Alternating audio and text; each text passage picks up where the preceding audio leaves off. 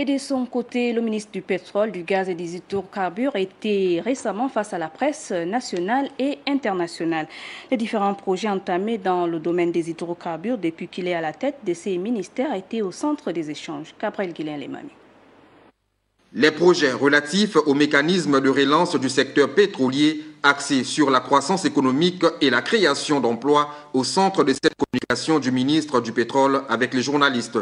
Dès 2016, au regard de la persistance de cette baisse des prix du baril de pétrole, le président de la République nous a demandé de repenser l'administration pétrolière, gazière et des hydrocarbures du Gabon.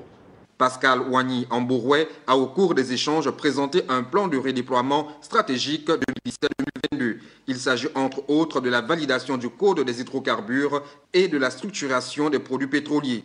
Nous avons travaillé sur la mise en place d'un nouveau cadre juridique économiquement viable, je dirais, en termes de négociations beaucoup plus souples. Et cela nous amène à présenter au Parlement un code plus flexible en termes de fiscalité, plus souple en termes de négociation.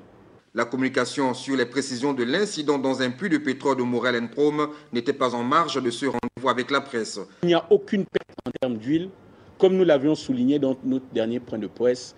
C'est là aussi la transparence de pouvoir rectifier dès lors que le ministère sait qu'il s'est égaré ou qu'il s'est trompé dans sa communication.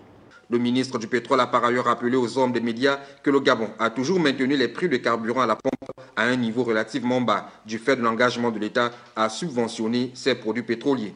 Pendant la période où le prix à la pompe était à la hausse, l'État s'est attelé à contenir les variations brutales des cours pour maintenir la paix sociale.